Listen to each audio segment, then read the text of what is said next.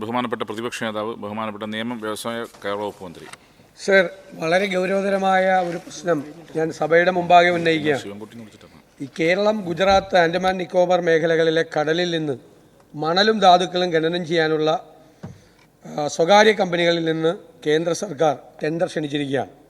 കേരളത്തിൽ ആദ്യത്തെ ഘട്ടത്തിൽ കൊല്ലം ജില്ലയിലെ 242 ചതുരശ്ര കിലോമീറ്റർ പ്രദേശമാണ് മണൽ ഖനനത്തിന് തുറന്നു കൊടുക്കുക. കേരളത്തിലെ 10 ലക്ഷത്തിലധികം വരുന്ന മത്സ്യത്തൊഴിലാളികളുടെ ജീവന മാർഗത്തെ ബാധിക്കുന്ന ഒരു ഗൗരവതരമായൊരു പ്രശ്നമാണ്. സർ, ഇത് വളരെ കൂടുതലാണ്. 48.4 മുതൽ 62.5 മീറ്റർ വരെ ആഴത്തിൽ മണൽ നിക്ഷേപമുണ്ട്. ഇതാണ് യന്ത്രക്കൈകൾ ഉപയോഗിച്ച് കടലിൽ നിന്ന് മാറ്റുന്നത്. സാർ, ഇത് മാറ്റുന്നതോടുകൂടി മത്സ്യമേഖലയ്ക്കും തീരദേശ പരിസ്ഥിതിക്കും ഗുരുതരമായ ആഘാതം ഉണ്ടാക്കുന്ന തീരുമാനമാണ്. നമുക്കിതിൻ്റെ അകത്ത് കാട്ടിലേക്കാൾ വലിയ വൈവിധ്യമുള്ളൊരു ഫ്ലോറ ആൻഡ് ഫോണ നമ്മുടെ കടലിൻ്റെ അടിയിലുണ്ട്. ഈ സസ്യ ജന്തുജാലങ്ങളെയും ഈ വൈവിധ്യങ്ങളെയും ഈ മത്സ്യങ്ങളുടെ ഫുഡ് ചെയിനെയും ഗൗരവതരമായി ഇത് ബാധിക്കും. മുഴുവൻ മത്സ്യസമ്പത്തും തകർന്നു പോകും. ആ രീതിയിലാണ് ഈ ഖനനം ചെയ്യുന്നത്. മത്സ്യങ്ങളുടെ പ്രജനനത്തെ ബാധിക്കും.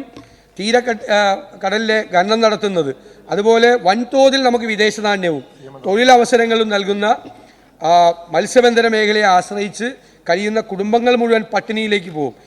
ആദ്യം നമ്മൾ കൊല്ലം മേഖലയിലാണ് ഇവർ ഖനനത്തിന് പറഞ്ഞിട്ടുണ്ടെങ്കിലും പിന്നീട് ചാവക്കാടും പൊന്നാനിയും വർക്കല മുതൽ അമ്പലപ്പുഴ വരെ നീണ്ടു നിൽക്കുന്ന കൊല്ലം പരപ്പുമാണ് ഖനനത്തിന് വേണ്ടി ലക്ഷ്യപ്പെടുന്നത്. സാർ, ഇവരുടെ ഒരു കോർപ്പറേറ്റ് നയത്തിൻ്റെ ഭാഗമായിട്ട് ഒരു ബ്ലൂ ഇക്കോണമി അവർ കൊണ്ടുവന്നിട്ടാണ് ഈ കടലും തീരപ്രദേശവും എല്ലാം ഈ കോർപ്പറേറ്റുകൾക്ക് തീരെഴുതി കൊടുക്കുന്ന ഒരു വലിയ ഭേദഗതിയാണ് ഈ 2023 വന്നത്. അതുവരെ 12 നോട്ടിക്കൽ മൈൽ അകത്തുള്ള സ്ഥലത്ത് മത്സ്യബന്ധനത്തിനുള്ള മുഴുവൻ അവകാശം സ്റ്റേറ്റിനുണ്ടായിരുന്നു. ഇപ്പോൾ സ്റ്റേറ്റിന് അതിനകത്ത് ഒന്നും പറയാൻ പറ്റാത്ത രീതിയിലുള്ള ഒരു അമെൻമെൻറ്റ് ഇവർ കൊണ്ടുവന്നിട്ടാണ് ഇത് മുഴുവൻ തകർത്തു കൊണ്ടുപോവുകയാണ്. വലിയ തോതിലാണ് ഇത് നമ്മുടെ മത്സ്യസമ്പത്തിനെയും അതുപോലെ മത്സ്യത്തൊഴിലാളികളുടെ ജീവിതത്തെയും കടലിലെ ഒരു പാരിസ്ഥിതിക വ്യവസ്ഥയെയും അതോടൊപ്പം സാർ ഇത്രയും വലിയ തോതിൽ മണലെടുക്കുന്നതോടുകൂടി കേരളം പോലുള്ള തീരപ്രദേശങ്ങൾ ഇപ്പം തന്നെ ഭയങ്കരമായി കടൽ കയറിക്കൊണ്ടിരിക്കുകയാണ്. പല സ്ഥലത്തും കടലും ബാക്ക് വാട്ടറും തമ്മിലുള്ള ദൂരം പോലും വളരെ ചെറുതാണ്.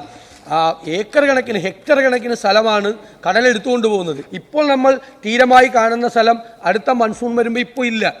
ഇതുകൂടി വന്നു കഴിഞ്ഞാൽ രൂക്ഷമായ കടലേറ്റം, കാരണം ഈ മണൽ എടുത്തു കഴിഞ്ഞാൽ രൂക്ഷമായ കടലേറ്റം കൂടി ഉണ്ടാകുമ്പോൾ നമ്മുടെ പാരിസ്ഥിതികമായ പ്രശ്നങ്ങൾ കൂടി കേരളം അപകടത്തിലേക്ക് എത്തുന്ന തീരപ്രദേശത്തെ ജനങ്ങളെ സങ്കടക്കടലിലേക്ക് തള്ളിയിടുന്ന നടപടിയാണ്. സർ, നമുക്ക് പരിമിതികളുണ്ട്, ഞാനത് മനസ്സിലാക്കുന്നു. പക്ഷേ നമ്മൾ എല്ലാവരും ചേർന്ന് സംസ്ഥാനം അതിശക്തമായ സമ്മർദ്ദം ചെലുത്തി നമുക്ക് ഈ തീരുമാനത്തിൽ നിന്ന് കേന്ദ്ര ഗവൺമെൻറ്റിനെ പിന്തിരിപ്പിക്കാൻ വേണ്ടിയിട്ടുള്ള നടപടികൾ സ്വീകരിക്കാൻ സർക്കാർ മുൻകൈയെടുക്കണം എന്ന് ഞാൻ അഭ്യർത്ഥിക്കുന്നു. ബഹുമാനപ്പെട്ട മിനിസ്റ്റർ. സർ, വളരെ ഗൗരവമായ ഒരു പ്രശ്നമാണ് ബഹുമാനായ പ്രതിപക്ഷ നേതാവ് സബ്മിഷനിലൂടെ സഭയുടെ ശ്രദ്ധയിൽ കൊണ്ടുവന്നിട്ടുള്ളത്. ഇത് യഥാർത്ഥത്തിൽ അദ്ദേഹം പറഞ്ഞ പോലെ ഈ ആഴക്കടൽ മത്സ്യബന്ധനം, ആഴക്കടൽ ഖനനം ഇതെല്ലാം തന്നെ സ്വകാര്യ മേഖലയ്ക്ക് കൊടുക്കുന്ന ഒരു സമീപനം അത് നിയമപരമായി തന്നെ രാജ്യത്ത് നടപ്പിലാക്കുന്നുണ്ട്. 2002 തന്നെ അന്നത്തെ government offshore mineral development regulation act 2002 ഭേദഗതി ചെയ്ത് കൊണ്ടുവരികയുണ്ടായി. അതിൻ്റെ അടിസ്ഥാനത്തിൽ 2006 പുതിയ ചട്ടങ്ങൾ ഈ ആഴക്കടൽ ഖനനവുമായി ബന്ധപ്പെട്ട് രൂപീകരിക്കുകയുണ്ടായി. 2010 അത് നിലവിൽ വന്നു. അത് ഒന്നുകൂടി മുന്നോട്ട് കൊണ്ടുപോകുന്ന ഒരു പുതിയ ഭേദഗതിയാണിപ്പോൾ അതിൻ്റെ തുടർച്ചയായി ഇപ്പോഴത്തെ ഗവൺമെൻറ് കൊണ്ടുവന്നിട്ടുള്ളത്. അത് പാർലമെൻറ്റ് ചർച്ച ചെയ്യുമ്പോൾ അന്നത്തെ ഒരു സാഹചര്യം ഈ മണിപ്പൂർ പ്രശ്നം ഇങ്ങനെ നിൽക്കുന്നതുകൊണ്ട് MP-മാർ പ്രതിപക്ഷത്തിൻ്റെ ആളുകളൊന്നും തന്നെ അന്ന് സഭയിൽ ഉണ്ടായിരുന്നില്ല. അവർ ബഹിഷ്കരിച്ച ഘട്ടത്തിലാണ് ഈ ചർച്ചകളാകെ നടന്നിട്ടുള്ളത്. എന്നാൽ സംസ്ഥാന ഗവൺമെൻറ്റിനോട് ഇത് സംബന്ധിച്ച് അഭിപ്രായം ആരാഞ്ഞിരുന്നു. അഭിപ്രായം ആരാഞ്ഞപ്പോൾ തന്നെ അതിശക്തമായി ഈ കാര്യത്തിൽ നമ്മുടെ വിയോജിപ്പ് ബഹുമാനപ്പെട്ട മുഖ്യമന്ത്രിയുടെ നിർദ്ദേശപ്രകാരം വകുപ്പ് തന്നെ കേന്ദ്രത്തെ അറിയിച്ചിട്ടുണ്ട്. അവരുടെ കണക്ക് പ്രകാരം 74.5 കോടി ടൺ മണൽ ഇപ്പോൾ നമ്മുടെ ഇതിനകത്തുണ്ട്. എടുക്കാൻ പറ്റാവുന്ന രൂപത്തിൽ 74.5 കോടി ടൺ എന്നുള്ളതാണ് അവരുടെ കണക്ക്. അതിൽ ഒരു തരത്തിലുള്ള പഠനങ്ങളും ധാതുപരിവേഷ റിപ്പോർട്ടുകളുടെ ആധികാരികത ഉറപ്പാക്കാൻ കഴിയുന്നില്ല.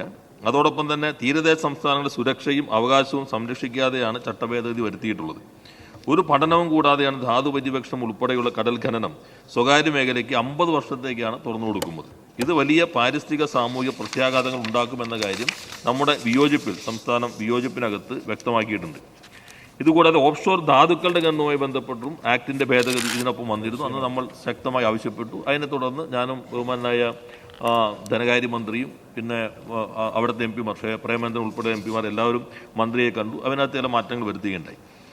ഇപ്പോൾ ഇത് സംബന്ധിച്ച് പുതിയ നിയമം വന്നു, ചട്ടം വന്നു. അങ്ങ് സൂചിപ്പിച്ചതുപോലെ ഇപ്പോൾ അത് ടെൻഡർ നടപടികളിലേക്കും പോയിട്ടുണ്ട്. കഴിഞ്ഞ ദിവസം ട്രേഡ് യൂണിയനുകളുടെ വലിയ പ്രതിഷേധം വന്നിരുന്നു. എനിക്ക് തോന്നുന്നു എല്ലാവരും ചേർന്ന് ഫെബ്രുവരി 27 സംയുക്തമായി തന്നെ പ്രക്ഷോഭത്തിലേക്ക് വരുന്നുണ്ട്. കഴിഞ്ഞ ജനുവരി 19 കൊച്ചിയിൽ ഒരു കേന്ദ്ര ഖനന വകുപ്പിൻ്റെ സെക്രട്ടറി അദ്ദേഹം പങ്കെടുത്തുകൊണ്ട് പരിപാടി നടക്കുകയുണ്ടായി. ആ പരിപാടിയിൽ തന്നെ നമ്മുടെ വ്യവസായ വകുപ്പിൻ്റെ പ്രിൻസിപ്പൽ സെക്രട്ടറി സംസ്ഥാനത്തിൻ്റെ നയപരമായ നിലപാടും വിയോജിപ്പും അതിശക്തമായി തന്നെ അറിയിച്ചിട്ടുണ്ട്. ഓഫ്ഷോർ മിനറൽ ഡ്രഡ്ജിംഗ് ഉയർത്താവുന്ന പാരിസ്ഥിതികവും സാമൂഹികമായ വിഷയങ്ങളെ സംബന്ധിച്ച് വിശദീകരിക്കുകയും സർക്കാരിൻ്റെ എതിർപ്പ് അവിടെ വെച്ച് തന്നെ പരസ്യമായി തന്നെ ആ മീറ്റിങ്ങിൽ തന്നെ അറിയിച്ചിട്ടുണ്ട്.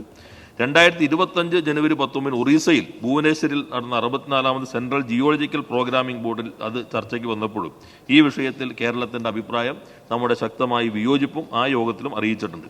ഇതിനെ തുടർന്ന് ഇപ്പോൾ ഒരു മാറ്റം വരുത്തിയിട്ടുള്ളത് നാഷണൽ ഇൻസ്റ്റിറ്റ്യൂട്ട് ഓഫ് ഓഷ്യാനോഗ്രഫി എന്ന സ്ഥാപനത്തോട് ഓഫ്ഷോർ മൈനിങ് സംബന്ധിച്ച് പാരിസ്ഥിതിക വിഷയങ്ങൾ പഠിച്ച് റിപ്പോർട്ട് സമർപ്പിക്കാനായി ഇപ്പോൾ യോഗം തീരുമാനിച്ചിട്ടുണ്ട്. കേന്ദ്ര സർക്കാർ തീരുമാനിച്ച ഈ ഖനനം സ്വകാര്യ വ്യക്തികൾക്ക് ചെയ്യാൻ ഉതകുന്ന തരത്തിൽ മൈൻസ് ആൻഡ് മിനറൽസ് നിയമത്തിൽ ഭേദഗതി വരുത്താനുള്ള ആ തീരുമാനം സംസ്ഥാന സർക്കാരിനെ ഞാൻ നേരത്തെ പറഞ്ഞ പോലെ എതിർപ്പിനെ തുടർന്ന് പിൻവലിച്ചിരുന്നു. എന്നാൽ ഈ ഭാഗങ്ങൾ ഇപ്പോഴും ഇതിനകത്ത് നിലനിൽക്കുകയാണ് ചെയ്യുന്നത്. അപ്പോൾ നമ്മളെല്ലാവരും ശക്തമായി തന്നെ ഒന്നിച്ച് നിൽക്കേണ്ടതുണ്ട്. പാരിസ്ഥിതിക സവിശേഷത കണക്കിലെടുക്കാതെയാണ് അങ്ങ് സൂചിപ്പിച്ചതുപോലെ കൊല്ലം തീരദേശ പ്രദേശത്ത് പ്രത്യേകമായി രൂപം കൊണ്ടിട്ടുള്ള ഭൗതിക സവിശേഷത ഈ കൊല്ലം പാരിൻ്റെ അതിൻ്റെ അടിസ്ഥാനത്തിൽ രൂപപ്പെട്ടിട്ടുള്ള മത്സ്യസമ്പത്തും അത് ഉപജീവന മാർഗമായി സ്വീകരിച്ച ലക്ഷക്കണക്കിന് ജനങ്ങളെയും സാരമായി ബാധിക്കുമെന്നതിനാൽ ഇപ്പോൾ തീരുമാനിച്ച കടൽ മണൽ ഖനനം തടയുന്നതിന് സാധ്യമായ എല്ലാ ശ്രമവും സർക്കാർ നടത്തും. പാർലമെന്റിലും നമ്മുടെ MP-മാർ ശക്തമായി ഈ നിലപാട് സ്വീകരിക്കുമെന്ന് തന്നെയാണ് സർക്കാർ പ്രതീക്ഷിക്കുന്നത്. ബഹുമാനപ്പെട്ട CM സംസാരിക്കുന്നു. ഇതിൽ ഇല്ല. അല്ല, ഞാൻ പറയാൻ ഉദ്ദേശിച്ചത് ബഹുമാനപ്പെട്ട പ്രതിപക്ഷ നേതാവ് പൊതുവേ നമ്മളെല്ലാവരും യോജിച്ച് ഈ കാര്യത്തിൽ എതിർക്കാൻ തയ്യാറാവണമെന്ന് പറഞ്ഞു. സ്വാഗതാർഹമായ നിർദ്ദേശമാണത്. നമുക്ക് ഒന്നിച്ച് എങ്ങനെ ഇതിനെ എതിർക്കാമെന്നുള്ളതിനെക്കുറിച്ച് അദ്ദേഹവുമായി ചർച്ച ചെയ്യാം.